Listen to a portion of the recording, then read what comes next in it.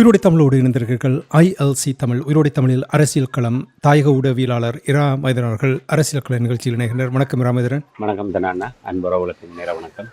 இன்னொரு அரசியல் கள நிகழ்ச்சியில் இணைந்திருக்கின்றோம். இன்று நாங்கள் முதலில் இலங்கை தீவில் பேசுகின்ற விடயம் அரசு தலைவருக்கான தேர்தல் தொடர்பாகத்தான் பேசப்படுகின்றது. வேறு ஒன்றுமே அங்கே பேசப்படுவதில்லை. குறிப்பாக உங்களுக்கு தெரியும், தமிழ் பொது வேட்பாளர் தொடர்பாக நிறைய தலையடியை கொடுத்திருக்கின்றது. இலங்கை தீவில் இருக்கின்ற அரசியல்வாதிகளுக்கு மட்டுமில்லை, இந்தியா, சீனா, அமெரிக்கா போன்ற நாடுகளுக்கும் தலையடியை கொடுத்திருக்கின்ற என்று தெரியும். ஏனென்றால் சமீபத்தில் கூட இந்தியாவினுடைய தேசிய பாதுகாப்பு ஆலோசகர் அஜித் தேவால் அவர்கள் கூட வந்து சென்றதும் தமிழ் தரப்பினருடன் பேசிய விடயங்களையும் நாங்கள் கேட்டிருக்கின்றோம். அந்த விடயங்களை நாங்கள் பார்ப்பதற்கு முன்னதாக இராமேந்திரன், தமிழ் பொது வேட்பாளருடைய தேர்தல் விஞ்ஞாபனம் வெளிவந்திருக்கின்றது. அதில் என்ன விதமான விடயங்கள் அங்கே மிகவும் முக்கியமாக நீங்கள் அவதானித்திருக்கின்றதை எங்களுடைய உறவுகளுக்கு கூறுங்கள். நிச்சயமாக தமிழ் பொது வேட்பாளருடைய தேர்தல் விஞ்ஞாபனம் நேற்றைய தினம் யாழ் மாவட்டத்தில் வைத்து வெளியிடப்பட்டிருக்கின்றது.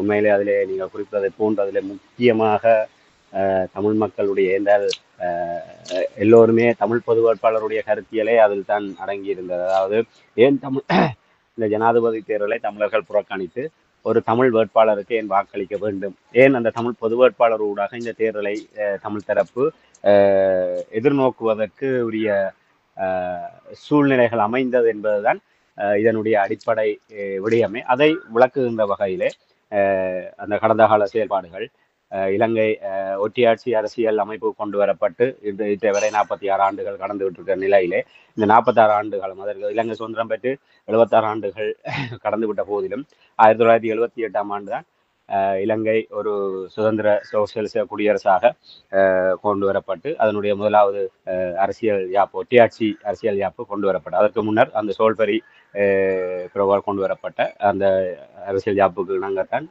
இலங்கை நிர்வாக செயல்பாடுகள், அரசியல் செயல்பாடுகள் நடந்து கொண்டிருந்தது. அதற்கு பின்னர் அந்த ஒற்றையாட்சி அரசியல் அமைப்பு கொண்டு வரப்பட்டதுக்கு பிற்பாடு 46 ஆண்டுகள் கடந்து விட்டிருக்கிற நிலையிலே அந்த 46 ஆண்டுகளே தமிழ் தரப்பு என்னென்ன விதமான ஏமாற்றங்கள்,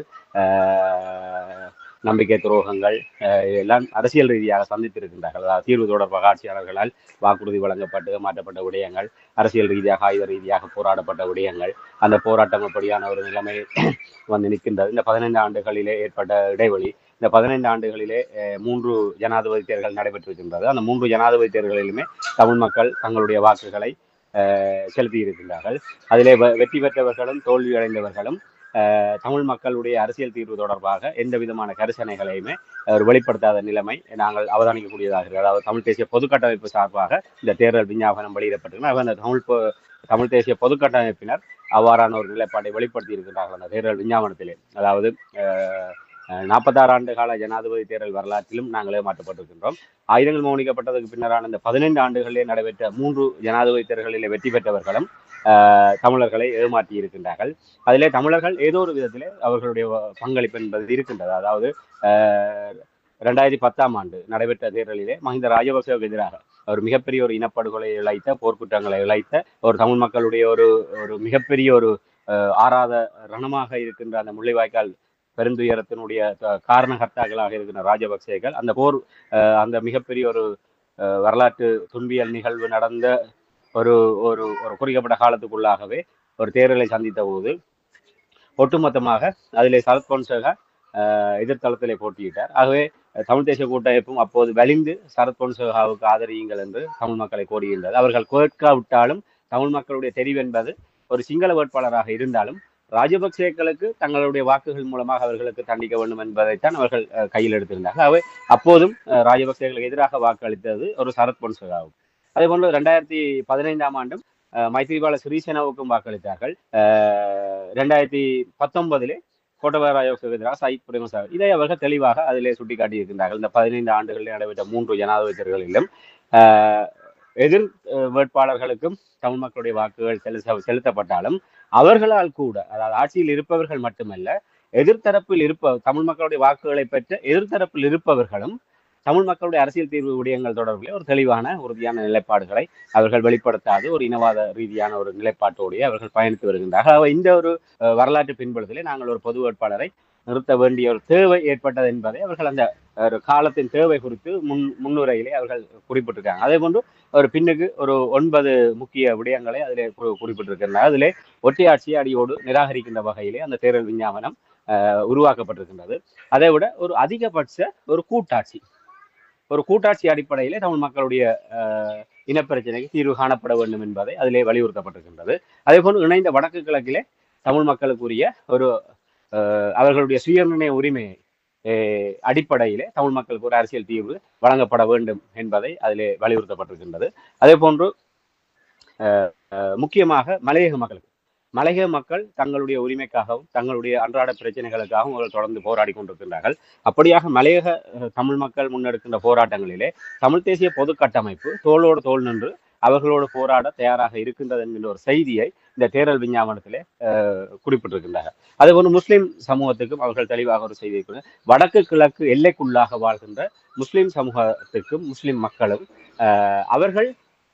அவர்களோடு அவர்களுடைய நியாயமான ஒரு அரசியல் அபிலாசைகளை அவர்களுடைய பிரச்சனைகளை ஒரு நியாயமான அடிப்படையிலே அதை ஒரு திறந்த மனதோடு பேச்சுவார்த்தை நடத்துவதற்கு தமிழ் தேசிய பொது கட்டமைப்பு தயாராக இருக்கின்றது. ஆகவே ஒரு தமிழ் மக்களுடைய அரசியல் அபிலாசை இணைந்த வடக்கு கிழக்கு இறைமையும் சுயநிர்ணய உரிமையும் உள்ளடக்கப்பட்ட ஒரு அதிகபட்ச கூட்டாட்சி அடிப்படையிலான ஒரு தீர்வு, அது தமிழ் மக்களுடைய மரபுவழி தாயம் உறுதிப்படுத்தப்பட வேண்டும், அவர்களுடைய சுயநிர்ணய உரிமை அங்கீகரிக்கப்பட வேண்டும். அதன் அடிப்படையில் ஒரு கூட்டாட்சி அடிப்படை ஒட்டியாட்சியை நிராகரித்து ஒரு கூட்டாட்சி தத்துவத்தின் அடிப்படையிலே ஒரு தீர்வு வழங்கப்பட வேண்டும் என்கின்ற ஒரு ஈழத்தமிழ் மக்களுடைய அரசியல் அபிலாசைகளை வெளிப்படுத்துவதோடு தமிழ் பேசும் சமூகமாக நாங்கள் எப்படி வாழ வேண்டும், எப்படி அடுத்த கட்டமாக நாங்கள் முன்னேறி செல்ல வேண்டும் என்பதற்கு ஒரு ஒரு ஒரு நல்லெண்ண சமிக்கையாக அந்த விடயங்களையும், அதாவது முஸ்லிம் மக்கள் வடக்கு கிழக்கு பகுதிகளை எல்லையாக கொண்டு அதற்குள்ளாக வாழ்கின்ற முஸ்லிம் மக்கள் அவர்கள் தமிழ் மக்கள்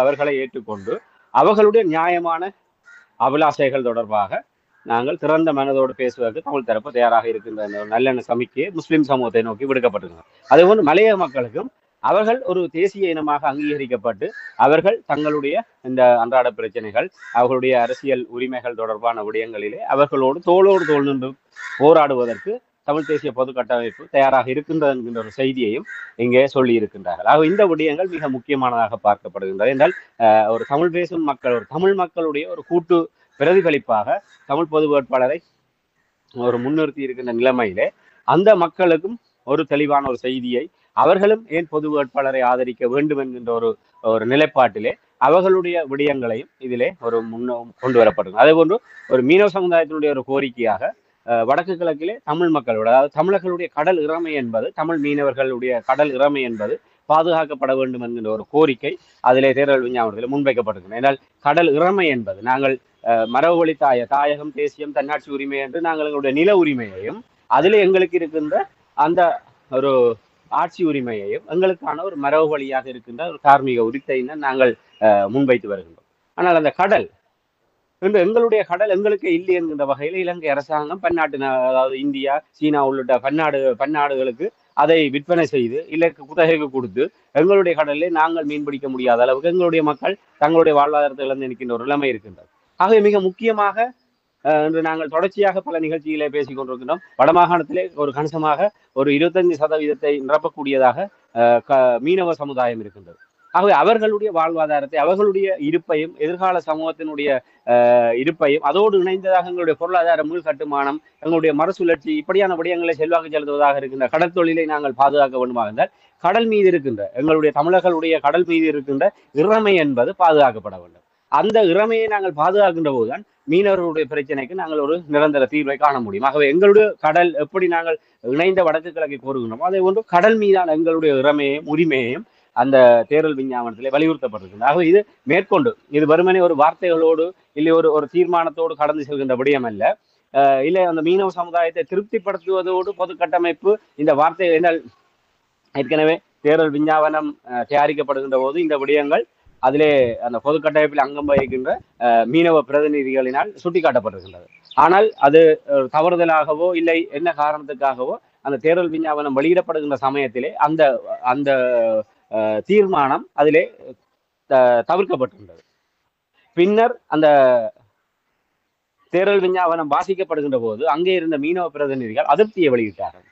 தாங்கள் தொடர்ச்சியாக வலியுறுத்தி அந்த கடல் மீதான அந்த இறமை, தமிழ் மீனவர்களுக்கு இருக்கின்ற இறமை தொடர்பான தீர்மானம் இதில் உள்ளடக்கப்படாமை தொடர்பாக அவர்கள் அதிருப்தி தெரிவித்ததற்கு பிற்பாடுதான் அது தவறுதலாக அது விடுபட்டதாக கூறி பின்னர் அந்த நாளைக்கு அதில் 8வது தீர்மானமாக அந்த விடயம் சேர்க்கப்பட்டிருந்தது.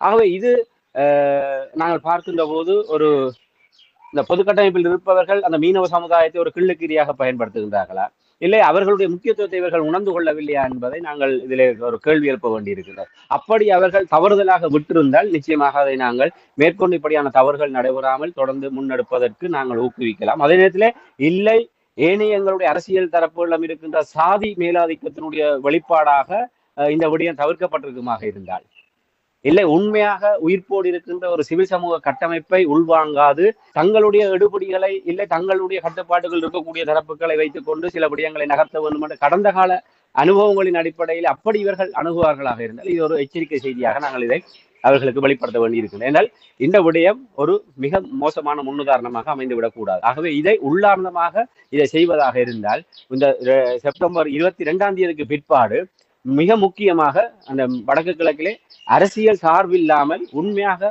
மீனவ சமூகத்தை பிரதித்துவப்படுத்துகின்ற பிரதிநிதிகளை அழைத்து இவர்கள் அதிலே நிச்சயமாக செல்வின் அண்ணா அவர்கள் பொதுக்கட்டமைப்பில் இருக்கின்றார். அவர் அந்த மீனவர் பிரச்சனை தொடர்பாக மிக ஆழமாக புரிதலோடு அறிதலோடு இருக்கின்ற ஒருவர். அப்படியானவர்களை இணைத்து ஒரு மீனவரோட பிரச்சனையை கலந்துரையாடி இந்த பொது கட்டமைப்பு என்றால் அரசியல் தரப்புகள் எவையுமே அமைச்சராக இருக்கின்ற டக்ளஸ் வாழ்ந்தவாக இருக்கட்டும், எங்களுடைய தமிழ் தேசிய பரப்பில் இருக்கின்ற நாடாளுமன்ற உறுப்பினர்களாக இருக்கட்டும், இவர்கள் எவருமே இந்த பிரச்சனையை சரியான திசை நோக்கி கொண்டு செல்லவில்லை. தங்களுடைய அரசியல் தேவைகளுக்காக நாடாளுமன்றத்தில் பேசுவதும் இல்லை ஊடகங்களை பேசுவதுமாக அவர்கள் கடந்து சென்று விடுகின்றார்கள். தமிழ் தேசிய மக்கள் முன்னணி கூட நாடாளுமன்றத்தில் ஒரு தீர்மானம் கொண்டு வந்தார்கள். இந்திய தூதரகத்திலிருந்து அவர்களுக்கு நெருக்கடி வந்தவுடன் அதை கைவிட்டு விட்டு இன்று அதை பற்றியே எதுவுமே நடக்காதவர்களை போன்று இருக்கின்றார்கள்.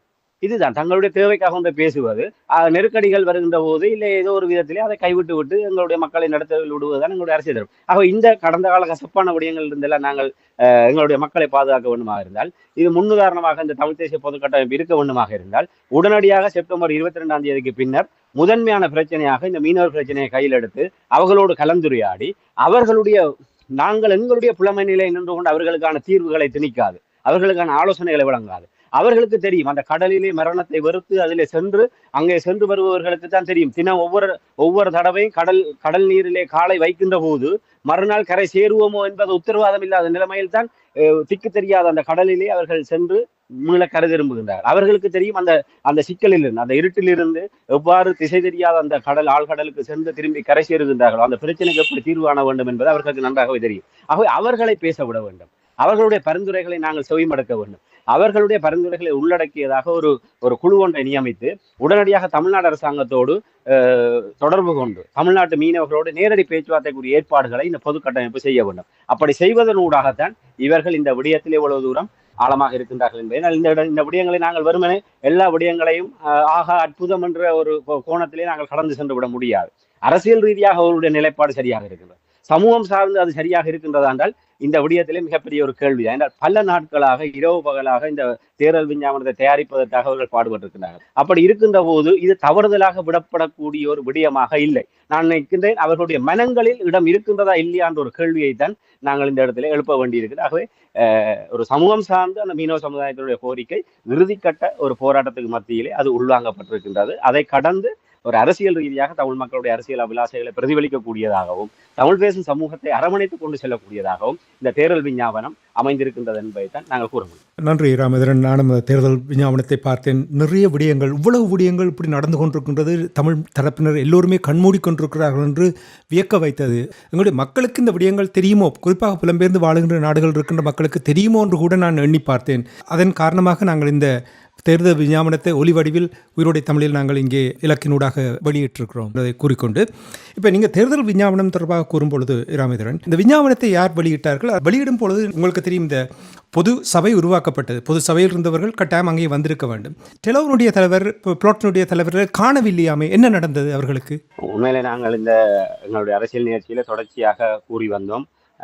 அவர்கள் விலாங்கு மீன்களாக சில பேர் நடமாடிக்கொண்டிருக்கின்றார்கள். அதாவது இந்த பொது வேட்பாளர் விடயத்திலே தவிர்க்க முடியாமல் தாங்கள் அம்பலப்பட்டு விடுவோமோ, இல்லை எதிர்காலத்தில் இந்த பொது கட்டமைப்பு மக்களை வழிநடத்தக்கூடியதாக பலம்பெருமாக இருந்தால் தேர்தல் நோக்கத்திலே அது அவர்களுக்கு ஒரு பாதிப்பை ஏற்படுத்தக்கூடும் என்ற ஒரு அச்சம் காரணமாக இங்கேயும் நல்ல பிள்ளைக்கு நடத்தி கொண்டு அங்கேயும் நெசமானார்கள் எலும்பு தூண்டை தூக்கி போடுகின்ற நெசமானார்களுக்கு ஒரு வாளாட்டுகின்ற ஒரு தரப்பாக இருக்க வேண்டும் என்ற நோக்கத்தோடு தான் இவர்கள் இந்த ரெண்டு பக்கமும் விலாங்கு மீன்களாக செயல்பட்டது. அதில் குறிப்பாக டிலோவும் புலட்டும் அதிலே முதன்மையினால் நாடாளுமன்ற உறுப்பினர்களாக இருந்து நாடாளுமன்ற உறுப்பினர்களை தக்க வைத்திருக்கின்ற ஒரு கட்சிகளாக 3 கட்சிகள் இதில் அங்கம் வகிக்கின்றன. 7 கட்சிகள் பிரதானமாக இதில் இருந்தாலும் தமிழ் மக்கள் கூட்டணி நீதியரசர் சி வி விக்னேஸ்வரன் நாடாளுமன்ற உறுப்பினராக இருக்கிறார். டெலோவும் புலட்டும் நாடாளுமன்ற உறுப்பினர்களை தக்க வைத்திருக்கிறார். இபிஆர்ல தமிழ் தேசிய பசுமை இயக்கம், தமிழ் தேசிய கட்சி, ஜனநாயக போராளிகள் கட்சி, இவர்கள் நாடாளுமன்ற பலமற்றவர்கள். அவர்கள் முன்னாள் நாடாளுமன்ற உறுப்பினர்கள். அதில் ஸ்ரீகாந்தா, சிவாஜிலிங்கம், சுரேஷ் பிரேமச்சந்திரன் போன்றவர்கள், சிவசக்தி ஆனந்தம் போன்றவர்கள் இருக்கின்றார்கள். ஆனால் இப்போது இந்த 3 கட்சிகள் நாடாளுமன்ற அங்கத்துவத்தோடு இதிலே இருக்கின்றார்கள். அதிலே நீதியரசர் அவர் எப்போதுமே ஒரு இந்த பக்கத்திலே உங்களுக்கு தெரியும், ஆரம்பத்திலே அவர் எப்படி இருந்தார், அதற்கு பின்னர் எப்படி இருந்தார் என்ற விடயமாக நாங்கள் உறவுகளுக்கு தெளிவாக கூறி வந்தோம். ஆனால் அவர் தன்னுடைய நிலைப்பாட்டிலே ஒரு உறுதியாக நின்று கொண்டு தமிழ் பொது வேட்பாளரை ஆதரிக்கின்ற நிலைப்பாட்டில் இருக்கின்றார். ஆனால் செல்வம் அடைக்கலநாதன், சித்தார்த்தன் போன்றவர்கள் இன்னும் ஒரு முழுமையான ஈடுபாட்டோடு இதுக்குள்ளே இல்லை என்பதைத்தான் அந்த தேர்தல் விஞ்ஞாபன நாளிலே அவர்கள் இல்லாமல் போனதற்கான சந்தர்ப்பம் வெளிப்பட்டது. உண்மையிலே அன்றைய தினம், நேற்றைய தினம் இந்த தேர்தல் விஞ்ஞானம் வெளியிடுகின்ற போது அந்த பொது கட்டமைப்பு 7 கட்சிகளும் 7 சிவில் சமூகங்கள் பொது கட்டமைப்பு சார்பாக, பொதுச்சபை சார்பாக 7 உறுப்பினர்கள் கையொப்பமிட்டு 14 பேர் கொண்டதாக பொது கட்டமைப்பு உருவாக்கப்பட்டது. அந்த 14 பேரிலே நீதியரசர் சி வி விக்னேஸ்வரன் அவர்களும், சிவாஜிலிங்கம் அவர்களும், வேந்தன் அவர்களும், இபிஆர்எஃப் கட்சியினுடைய சுரேஷ் பிரேமச்சந்திரன் அவர்களும், ஐங்கரநேசன் அவர்களும் வந்திருந்தார்கள். அதாவது 5 பேர் அரசியல் கட்சி சார்பாக 5 பிரதிநிதிகள் அங்கே வந்திருந்தார்கள். டெலோ சார்பிலே செல்வம் அடைக்கலநாதனோ இல்லை முக்கியஸ்தர்கள் எவருமே வரவில்லை. அதாவது விந்தன் கனகரட்னம் என்று சொல்லக்கூடிய முன்னாள் மாகாண சபை உறுப்பினர், டெலோ சார்பாக முன்னாள் மாகாண சபை உறுப்பினராக இருந்த விந்தன் கனகரட்னம் அவர்கள் அந்த கூட்டத்திலே பங்கு பெற்றி இருந்தாலும் அது ஒரு ஒரு கண் துடைப்பு நடவடிக்கையாக அவரை அனுப்பி வைத்திருப்பதாக தான் பார்க்கக்கூடியதாக இருக்கின்றது. ஏனால் இது ஒரு மிக முக்கியமான விடயம். தேர்தல் விஞ்ஞாபனம் வெளியிடுவது என்பது, அந்த தேர்தல் விஞ்ஞாபன வெளியீட்டு நிகழ்வு என்பது எங்களுடைய மக்களுக்கும், சிங்கள தேசத்துக்கும், சர்வதேசத்துக்கும், இந்தியாவுக்கு நாங்கள் தெளிவான செய்தியை எடுத்துரைக்கக்கூடியதான ஒரு நிகழ்வு. எல்லோருமே உன்னிப்பாக இவர்களை இந்த தேர்தல் விஞ்ஞாபனத்திலே என்ன கூறப்படும், மிக முக்கியமாக ஒரு 5 வேட்பாளர்களுடைய தேர்தல் விஞ்ஞாபனம் தான் எதிர்பார்க்கப்படுகின்றது. ரணில் விக்ரமசிங்க, அன்றகுமார திசாநாயக்கா, சையத் பிரேமதாச, நமல் ராஜபக்ச, அரியநேந்திரன், இந்த 5 வேட்பாளர்களுடைய தேர்தல் விஞ்ஞாபனத்தை தான் ஒட்டுமொத்தமாகவே எல்லோருமே எதிர்பார்த்திருக்கின்றார்கள், எதிர்பார்த்து கொண்டிருந்தார்கள். ஆகவே தேர்தல் விஞ்ஞாபனம் என்பது மிக முக்கியமான ஒரு நிகழ்வு. அதாவது எங்களுடைய இந்த முன்னெடுப்பிலே மிக பிரதானமாக ஒரு முத்தாய்ப்பாக இருக்க வேண்டிய நிகழ்வு அந்த தேர்தல் விஞ்ஞாபனம். ஆகவே அந்த நிகழ்விலே இவர்கள் இல்லை என்று சொன்னால், ஒரு திருமண நிகழ்விலே மணப்பெண்ணோ மணமகனுடைய தாய் தந்தையர் இல்லாத அந்த திருமண நிகழ்வு நடந்ததை போன்றுதான் இவர்களுடைய அந்த புறக்கணிப்பு என்பது இருந்தது. ஆக இவர்கள் பொது கட்டமைப்பினர் தங்களுக்கு இருக்கின்ற பிளவுகளை வெளிக்காட்டக்கூடாது என்கிற நோக்கத்தோடு அது தொடர்பாக அவர்கள் எந்தவித காரணங்களையும் கூறாவிட்டாலும் உண்மை இவர்கள் புறக்கணித்திருக்கிறார்கள் என்பதுதான் உண்மை. என்றால் இது மிக முக்கியம். நான் முன்ன குறிப்பிட்டதை போன்று தன்னுடைய மகனோ மகளுடைய திருமண நிகழ்விலே தாய் தந்தையராக நிற்க வேண்டியது அவர்களுடைய கடமை. அதை எந்த காரணத்துக்காகவும் அவர்கள் தவிர்க்க மாட்டார்கள். ஆகவே நிச்சயமாக இந்த அவர்கள் இலங்கையில எப்பாகத்தில் இருந்தாலும் அவர்கள் இங்கே இந்த தேர்தல் விஞ்ஞாபனத்துக்காக யாழ்ப்பாணத்துக்கு வந்திருக்கணும். இதில் நான் சிறந்த ஒரு உதாரணத்தை கூற முடியும். நீதியரசர் சி வி விக்னேஸ்வரன் அவர்கள் நான் நினைக்கிறேன் கடந்த 1 மாசமாக அவர் உடல்நிலை மிக பாதிக்கப்பட்டு மிகவும் ஒரு பலகீனமான நிலைமையில இருக்கின்றார். அவர் ஏற்கனவே பல நோய்களினால் பாதிக்கப்பட்டிருக்கிறார். குறிப்பாக ஒரு முள்ளந்தண்டிலே சத்திர சிகிச்சை செய்தார். முள்ளந்தண்டு அவருடைய அந்த உயரம், அவருடைய வயது, அவருடைய உடல் எடை உள்ளிட்ட காரணங்களினால் அவருக்கு இருக்கின்ற நோய்களுடைய பாதிப்பு அதிகரித்து கொண்டிருக்கின்றது. அதை விட அவருக்கு இதயத்திலே அவருக்கு இருக்கின்ற ஒரு நோய் நிலை காரணமாக அண்மையிலே ஒரு மூச்செடுக்க சிரமப்பட்டு அவர் வைத்தியசாலையிலே ஒரு 10 நாட்கள் வரை வைத்தியசாலை இருந்து திரும்பி இருக்கின்றார். நான் நேரடியாக அந்த தேர்தல் விஞ்ஞாபனம் வெளியிருந்த நிகழ்வில் சென்ற போது அவர் அந்த நிகழ்விடத்துக்கு வந்து அவர் நான் நினைக்கிறேன் ஒரு 50 அடி தூரம் கூட இருக்காது அதிலிருந்து வெளியேறி அவருடைய வாகனத்துக்கு செல்வதற்குள்ளாக அவர் மிகவும் சுவாசிப்பதற்கே சிரமப்பட்டு அவர் அந்த ஒரு சிவரோடு சாய்ந்து நின்று கொண்டு ஆசுவாசப்படுத்தியதை காருக்குள் ஏறுவதற்கு முன்னதாக ஒரு சில நிமிடங்கள் கூட அவரால் அதிலே நிற்க முடியாத அளவுக்கு அவர் உடல் மிக ஒரு பாதிப்படைந்த நிலைமையில இருக்கிறார். உண்மையிலே அவர்தான் காரணத்தை கூறி ஓய்வெடுத்திருக்க வேண்டும். என்னுடைய உடல்நிலை மிக மோசமாக இருக்கின்றது, ஆகவே நான் என்னுடைய பிரதிநிதியை அனுப்புகின்றேன், இந்த இதிலே முழுமையான ஆதரவை நான் வழங்குகின்றேன், நான் என்னால் கலந்து கொள்ள முடியாது என்று அவருடைய உடல்நிலையை நான் நேரில் அவதானித்தவனாக கூறுகின்றேன். உண்மையிலே நீதியரசர் அந்த நிகழ்வை தவிர்த்திருக்க வேண்டும். என்றால் அவருடைய உடல்நிலையை கருத்தில் கொண்டு அவர் அந்த பயணங்கள் எப்படியான அலைச்சல்களை அவர் தவிர்த்திருக்க வேண்டும். ஆனால் அதையும் மீறி அவர் அங்கே அந்த நிகழ்விலே பங்கெடுத்திருந்தார் என்று சொன்னால் அது எவ்வளவு முக்கியம் என்பதை அவர் உணர்ந்திருக்கின்றார். ஆகவே செல்வம் அடைக்கலநாதனுக்கோ சித்தார்த்தன் அவர்களுக்கோ இங்கே வருவது என்பது பெரிய விடயம் அல்ல. ஏன்னா சித்தார்த்தன் அவர்கள் கொழும்பில் இருந்தால் கூட அவர்களுக்கு இருக்கின்ற வசதிக்கும் அவர்களுக்கு இருக்கிற பின்புலத்துக்கும் அவர்கள் ஒரு விமானம் தனி விமானத்தில் கூட அவர்கள் வந்து இறங்கி வரலாம். ஆனால் அவர்கள் இதை புறக்கணித்த இந்த டெலோ சார்பிலாவது விந்தன் கனகரத்னம் என்கின்ற ஒரு ஒரு ஒரு அவர் உண்மையிலே கட்சி ரீதியாக ஒரு பெரிய ஒரு பெருமானம் உள்ள ஒருவராக இல்லை. ஒரு சம்பிரதாய ஊர்வதுக்கு நீங்கள் சென்று வாருங்கள், இல்லை அவர் தானாக வந்தாரா கட்சியை பிரதிநிதித்துவப்படுத்தி வந்தாரா என்ற வேறு கதை. ஆனால் புலட் சார்பாக முன்னாள் மாகாண சபை உறுப்பினராக இருந்த கஜதீபன் அவர்தான் பெரும்பாலும் சித்தார்த்தன் அவர்களுடைய இடங்களுக்கு அவருடைய பிரதிநிதியாக சென்று வருவார். இந்த தமிழ் பொது கட்டமைப்புடைய பல கலந்துரையாடல்கள் கூட கஜதீபன் தான் பங்கு பெற்றிருந்தார். ஆனால் கஜதீபன் கூட இந்த பொது கட்டமைப்பினுடைய இந்த தேர்தல் விஞ்ஞாபன வெளியீட்டிலே காணவில்லை. ஆகவே புலட் முற்றாகவே இதை நிராகரித்திருக்கின்றது என்பதாகத்தான் நாங்கள் பார்க்க வேண்டியிருக்கின்றார். அவர்கள் கையொப்பம் வைத்திருக்கின்றார்கள். அந்த பொதுக்கட்ட இன்று வரை சித்தார்த்தன் மேடைகளிலே முழங்கிக் கொண்டிருக்கின்றார், அறிக்கைகளிலே வீரவசனம் பேசிக் கொண்டிருக்கின்றார். தமிழ் பொது வேட்பாளர் அவசியம், பொது வேட்பாளருக்காக நாங்கள் உறுதியாக நிற்கின்றோம் என்று. ஆனால் உதட்டிலே அவர்கள் சொல்வதற்கும் உள்ளத்திலே இருக்கின்ற அவர்களுடைய நிலைப்பாட்டுக்கும் பாரிய வேறுபாடு இருக்கின்றது என்பதைத்தான் நேற்றைய தேர்தல் விஞ்ஞாபனத்தில் அவர்களுடைய வருகையின்மை எங்களுக்கு வெளிப்படுத்தியிருக்கிறார். ஆகவே இது அவர்கள் தெளிவாக ஒரு செய்தியை சொல்கின்றார்கள். அவர்கள் முழுமையாக விசுவாசத்தை வேறு எங்கோ காட்டுகின்றார்கள். அந்த தமிழ் மக்களுக்காகவோ தமிழ் மக்கள் சார்பாக காலத்தின் தேவை கருதி முன்னிலைப்படுத்தப்பட்டிருக்கின்ற பொது வேட்பாளர் விடயத்துக்கோ அவர்கள் விசுவாசத்தை காட்டாது. அவர்கள் என்றால் அவர்களுக்கு பல சிக்கல்கள் இருக்கின்றன. ஒரு பொது வேட்பாளர் விடயத்திலே அந்த மேடையிலே இவர்கள் அலங்கரிப்பார்களாக இருந்தால் அவர்கள் கை நீட்டி கோடிகளிலே நனைந்திருக்கின்ற அந்த எலும்பு துண்டுகளால் நனைந்திருக்கின்ற அந்த தரப்பினருக்கு இவர்கள் எப்படி முகம் முழிப்பது, எப்படி அவர்களை எதிர்கொள்வது என்கின்ற சங்கடம் ஒருவேளை அவர்களுக்கு இருக்கலாம். ஆகவே இதிலிருந்து மக்கள் புரிந்து கொள்ளவன் அவர்கள் எந்த காரணமும் இவர்கள் கூற முடியாது. இவ்வளவு தூரம் ஒரு மிக ஒரு ஆபத்தான ஒரு நிலையிலே ஒரு உடல்நிலை பாதிக்கப்பட்டிருக்கின்ற ஒரு நிலைமையிலும் நீதியரசர் சி வி விக்னேஸ்வரன் அவர்கள் அங்கே வந்து சென்றிருக்கின்ற ஒரு நிலைமையிலே இவர்களால் ஏன் வந்து சென்றிருக்க முடியாது? ஆகவே இவர்கள் ஏற்கனவே டெலோவுக்குள் பல முரண்பாடுகள் இருப்பதாக காட்டிக்கொள்ளப்படுகின்றது. கோவிந்தன் கருணாகரம் டெலோவினுடைய செயலாளராக இருப்பவர் கோவிந்தன் கருணாகரம் அந்த பல கூட்டங்களிலே கலந்து கொண்டிருக்கிறார். நிதி தொடர்பான முரண்பாடுகள் காரணமாக அவர் இப்போது ஒதுங்கி இருப்பதாக தெரிகின்றது. அதாவது அவர்கள் எல்லோருமே பிரச்சார நடவடிக்கைகளுக்காக பெருமளவு நிதிகளை எதிர்பார்க்கின்றார்கள். இந்த பொது கட்டமைப்பிடம் இருந்து பாரிய நிதி தங்களுக்கு பாய வேண்டும் என்று எதிர்பார்க்கின்றார்கள்.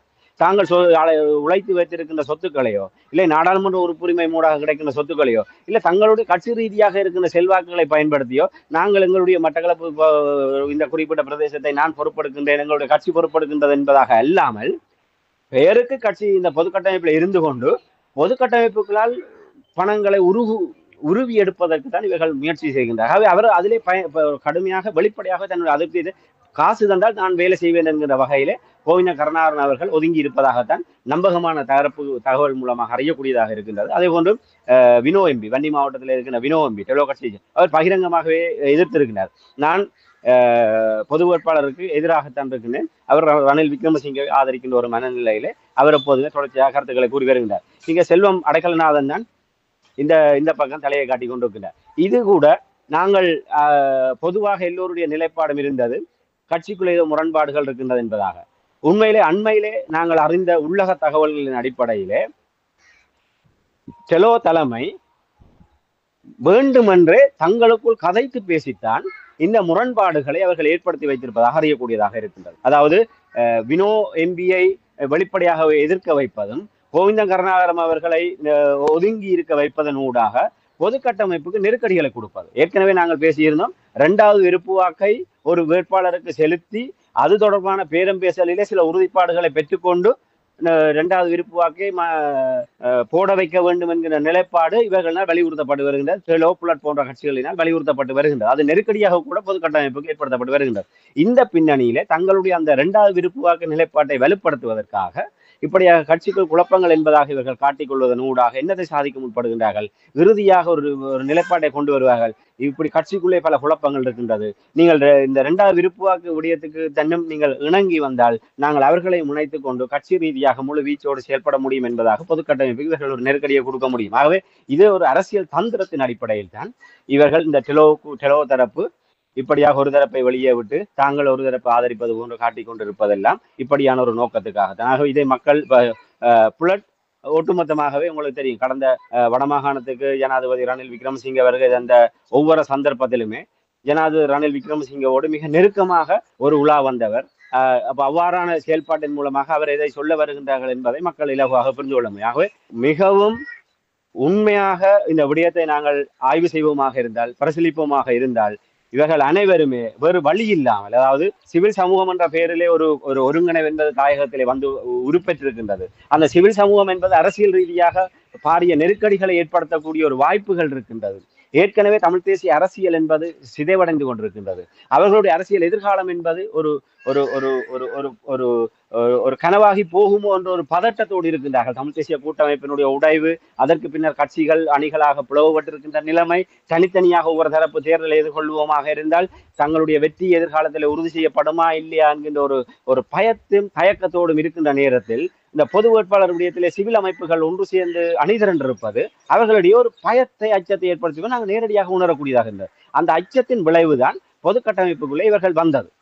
ஆக இவர்களுக்கு ஒரு வழி இல்லாமத்தான் வந்திருக்கின்றார்களே தவிர, இவர்கள் அப்படியும் அரசியல் கட்சிகள் இதுக்குள்ள இருந்து கொண்டு தங்களுடைய சித்து விளையாட்டுகளின் மூலமாக தங்களுடைய நிகழ்ச்சி நிரலுக்கு ஏற்றவாறு இந்த பொது கட்டமைப்பை இழுத்து கொண்டு போய் தவறாக வழிநடத்தக்கூடிய ஒரு வாய்ப்புகள் இருப்பதை நாங்கள் மறுப்பதற்கில்லை. இவர்கள் ஒருவேளை இப்படியான ஒரு நிலையில் நின்று கொண்டு இந்த விடயங்களை செய்வது பொது கட்டமைப்பினர் உணர்ந்து கொண்டாலும், அதாவது பொது சிவில் அமைப்புகள், அந்த தமிழ் மக்கள் பொதுச்சபையினுடைய தரப்பினர் உணர்ந்து கொண்டாலும் அவர்கள் வேறு வழி இல்லாமல் இருக்கின்றார்கள். ஆகவே தற்போதைய நிலைமையிலே தேர்தல் விஞ்ஞாபனம் வெளியிடப்பட்டிருக்கின்றது. அந்த தேர்தல் விஞ்ஞாபன அந்த நிகழ்விலே அவர்களுக்கு, அந்த அரசியல் கட்சிகளுக்குள் இருக்கின்ற அந்த நிலைமை பட்டவர்த்தனமாக வெளிப்பட்டிருக்கின்றது என்பது மறக்க முடியாத உண்மை. எல்லாமே நல்லதுக்கு என்று சொல்லுவார்கள் ராமேந்திரன். பாருங்கள், இந்த பொது வேட்பாளரை நிறுத்தியது இவர்களுடைய உண்மையான நிலைமை என்ன என்பதை தெளிவாக எங்களுடைய மக்கள், உலகம் பூராமல் இருக்கின்ற மக்கள் புரிந்து கொள்ள தொடங்கிவிட்டார்கள். நீங்கள் கூறினீர்கள் செல்வம் அடைக்கலநாதன் மற்றும் சித்தார்த்தன் வரவில்லை என்று. ரணில் விக்ரமசிங்க அழைத்தவுடன் உடனடியாக இரவாக பயணம் மேற்கொண்டார்கள். அப்போ இங்கே பாருங்கள், இது இவ்வளவு அதான் எனக்கு உண்மையிலே இந்த பொது வேட்பாளர் தொடர்பான சம்பவம் மிகவும் பிடித்திருக்கிறேன் என்றால், இவ்வளவு காலம் கிட்டத்தட்ட ஒரு 4 ஆண்டுகளாக நீங்கள் எவ்வளவு விடயங்களை கூறிக்கொண்டு வந்தீர்களோ அவ்வளவதையும் இப்பொழுது நாங்கள் நிதர்சனமாக பார்க்கக்கூடியதாக இருக்கின்றது. இதைத்தான் நாங்கள் எங்களுடைய மக்களுக்கு தெளிவுபடுத்த வேண்டும். அந்த தெளிவுபடுத்தல் நூடாகத்தான் புலம்பெயர்ந்து வாழுகின்ற நாடுகளிலும் சரி, தாயகத்தில் இருக்கின்றவர்களும் சரி, இந்த பொது வேட்பாளருக்கு ஆதரவு வழங்க வேண்டும் என்ற முழு ஆதரவையும் வழங்கி கொண்டிருக்கின்றதை கேட்கும் பொழுது மிகவும் மிகவும் மகிழ்ச்சியாக இருக்கின்றது. இதிலிருந்து நாங்கள் அடுத்த கட்டத்துக்கு செல்ல வேண்டும். அது நாங்கள் இன்னும் ஒரு சந்தர்ப்பம் வரும்பொழுது நாங்கள் பேசுவோம். அதாவது 18 நாடாளுமன்ற உறுப்பினர்களையும் வீட்டுக்கு அனுப்புவதற்கு இங்கே ஒரு திட்டமோடு போட வேண்டும். திட்டம் போட்டால்தான், ஏனென்றால் இப்பொழுது இருக்கின்ற கட்சிகள் அவர்களை உள்வாங்கப் போவதில்லை. அவர்களுக்கு பிரச்சார பணிக்கான காசுகள், பணம் தேவை, கட்டு காசுகள் தேவை, இவையெல்லாம் இருக்கின்றது.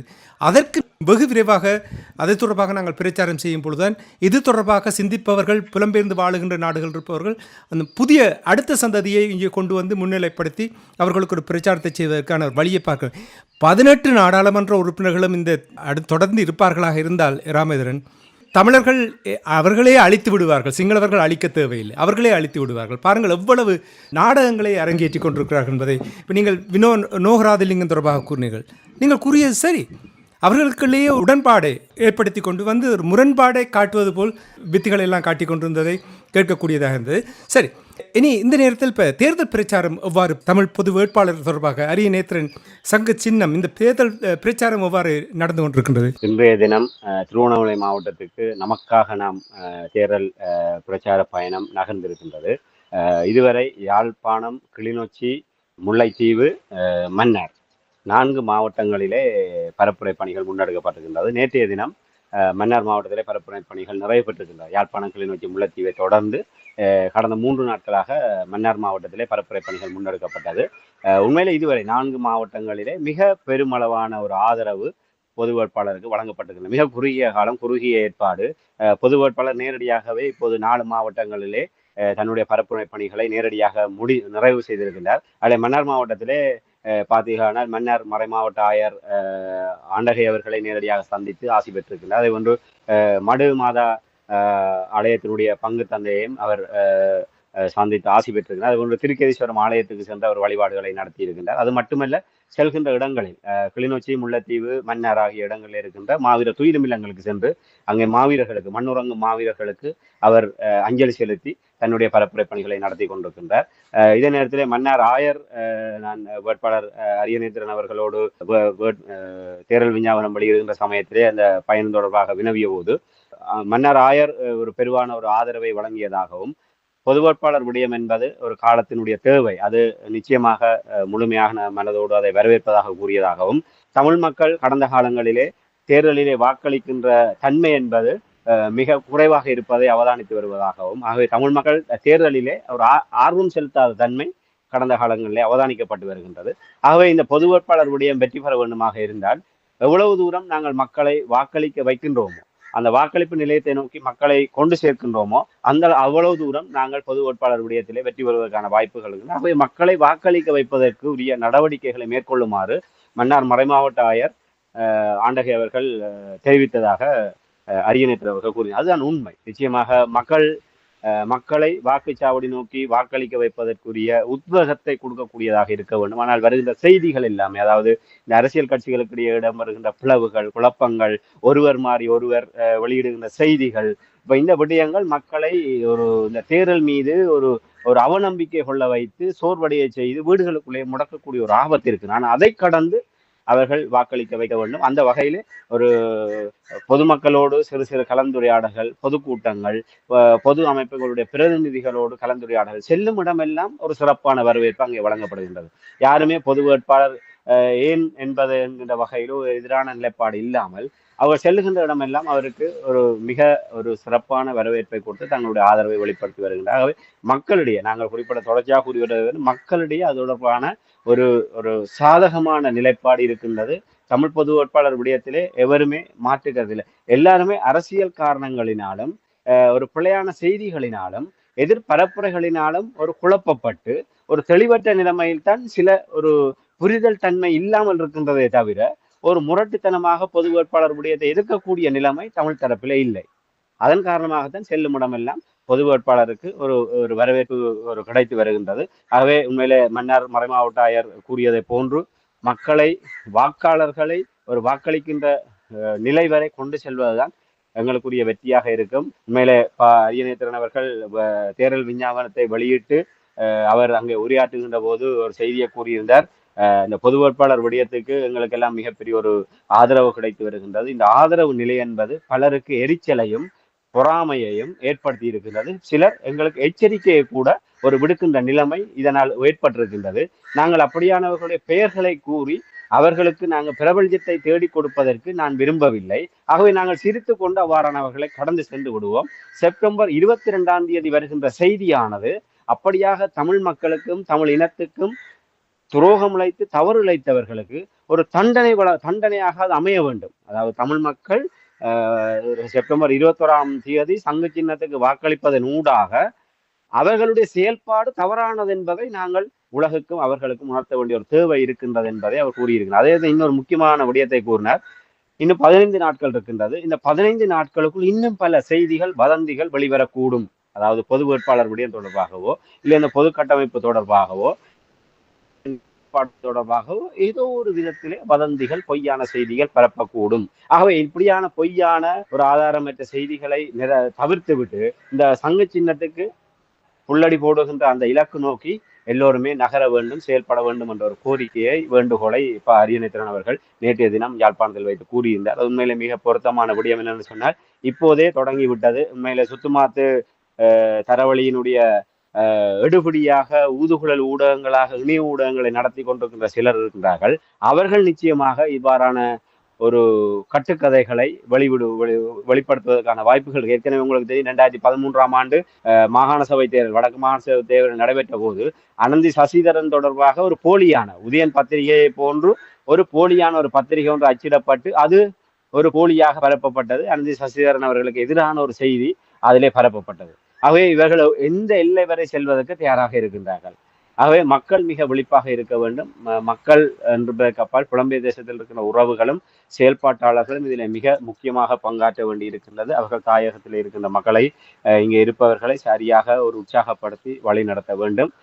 இதே நேரத்தில் அவர்களும் தங்களுடைய பங்களிப்புகள் என்றால் இங்கே தாயகத்திலே இந்த பிரச்சார பணிகள் முன்னெடுக்கப்பட்டு வருகின்றது. ஒரு நிதி என்பது அவர்களுக்கு மிகப்பெரிய ஒரு சிக்கலாக இருக்கின்றது. உண்மையிலே சில செய்திகளை பார்க்கும்போது மகிழ்ச்சியாக இருந்து ஆஸ்திரேலியாவிலிருந்து கிட்டத்தட்ட 10 லட்சம் ரூபாய் பணம் இந்த தேர்தல் பரப்புரை நடவடிக்கைக்காக ஒரு ஊடக குழுமத்தின் சார்பாக சேகரிக்கப்பட்டு அனுப்பி வைக்கப்பட்டதாக ஒரு செய்தி பார்க்கக்கூடியதாக, உண்மையிலே ஒரு ஆறுதலாக மகிழ்ச்சியாக இருந்தது.